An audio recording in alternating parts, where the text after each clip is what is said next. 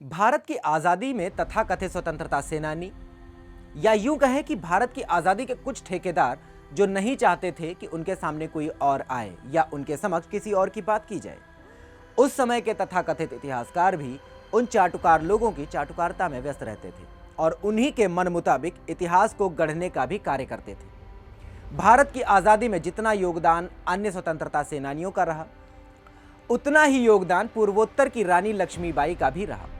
पूर्वोत्तर की रानी लक्ष्मीबाई कही जाने वाली गाइदिल्यू जी भी उनमें से एक है। नमस्कार, मैं शिवम पांडे और आप देख रहे हैं सुदर्शन इतिहास।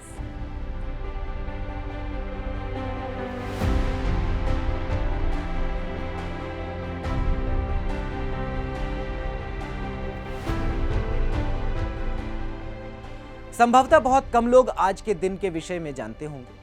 कम लोग ही जानते होंगे आज अंतिम सांस लेने वाली उन महान विभूति को जो पूर्वोत्तर की रानी लक्ष्मीबाई कही जाती हैं। यद्यपि पूर्वोत्तर के साथ पक्षपात शासकीय रूप से होने का आरोप पहले भी लगता रहा है। फिलहाल जानते हैं आज उस महान विभूति के बारे में। नागालैंड की रानी लक्ष्मीबाई रानी गाइदिल्यू का जन्म 26 जनवरी सन 1915 को हुआ था। पूर्वोत्तर की रानी लक्ष्मीबाई बोली जा सकने वाली इस वीरांगना के नाम को इतिहास में शामिल न करने के बहुत बड़े कारणों में से एक ये भी है कि आज़ादी के नकली ठेकेदारों को धीरे धीरे पूर्वोत्तर को भारत से आध्यात्मिक, सांस्कृतिक और ऐतिहासिक रूप से इतना अलग कर देना, जो आज नागालैंड की चर्च वोट्स देने से फतवे जारी कर रही है, अपनी कुत्सित सोच में काफी हद तक कामयाब भी रहे। आज़ादी के नकली ठेकेदार, जिन्हें इस कार्य में चाटुकार और झोला छाप इतिहासकारों का पूरा साथ और सहयोग मिला। रानी नागा आध्यात्मिक और राजनैतिक नेता थी, जिन्होंने नागालैंड में अंग्रेजों के खिलाफ बगावत की थी। महज 13 साल की उम्र में वे अपने चचेरे भाई जदोनांग के हेराका आंदोलन में शामिल हो गईं। आंदोलन का लक्ष्य प्राचीन नागा धार्मिक मान्यताओं की बहाली और पुनर्जीवन करना था। धीरे धीरे यह आंदोलन ब्रिटिश विरोधी हो गया। गाइदिल्यू मात्र 3 साल में ब्रिटिश सरकार के विरोध में लड़ने वाली एक छापा मार दल की नेता बन गई। धीरे धीरे कई कबीलों के लोग इस आंदोलन में शामिल हो गए और इसने गदर का रूप धारण कर लिया। वे नागाओं के पैतृक धार्मिक परंपरा में विश्वास रखती थी, इसलिए जब अंग्रेजों ने नागाओं का धर्म परिवर्तन कराने की मुहिम शुरू की तो गाइदिल्यू ने इसका जमकर विरोध किया। हेराका पंथ में रानी गाइदिल्यू को चेरा चमदिल्यू देवी का अवतार माना जाने लगा। सन 1931 में जब अंग्रेजों ने जदोनांग को गिरफ्तार कर फांसी पर चढ़ा दिया, तब रानी गाइदिल्यू उसकी आध्यात्मिक और राजनैतिक उत्तराधिकारी बनी। उन्होंने अपने समर्थकों को ब्रिटिश सरकार के खिलाफ खुलकर विद्रोह करने के लिए कहा।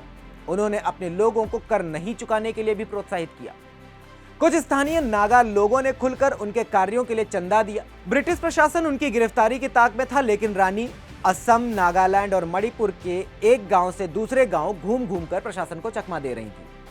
असम के गवर्नर ने असम राइफल्स की 2 टुकड़ियां उनको और उनकी सेना को पकड़ने के लिए भेजी। इसके साथ साथ प्रशासन ने रानी गाइदिल्यू को पकड़ने में मदद करने के लिए इनाम भी घोषित कर दिया और अंततः 17 अक्टूबर 1932 को रानी और उनके कई समर्थकों को गिरफ्तार कर लिया गया। रानी गाइदिल्यू को इम्फाल ले जाया गया, जहां उन पर 10 महीने तक मुकदमा चला और उन्हें आजीवन कारावास की सजा सुनाई गई। प्रशासन ने उनके ज्यादातर सहयोगों को या तो मौत की सजा दे दी या जेल में डाल दिया। सन 1933 से लेकर सन 1947 तक रानी गाइदिल्यू गुवाहाटी, शिलोंग, आइजोल और तुरा जेल में कैद रहीं। अपनी रिहाई से पहले उन्होंने लगभग 14 साल विभिन्न जेलों में काटे थे। रिहाई के बाद वे अपने लोगों के उत्थान और विकास के लिए कार्य करती रहीं। आज वीरता की उन महान विभूति को सुदर्शन परिवार बारंबार नमन करते हुए उनकी गौरव गाथा को, यश गाथा को सदा सदा के लिए अमर रखने का संकल्प लेता है। अभी के लिए बस इतना ही। देखते रहें सुदर्शन इतिहास। जय हिंद।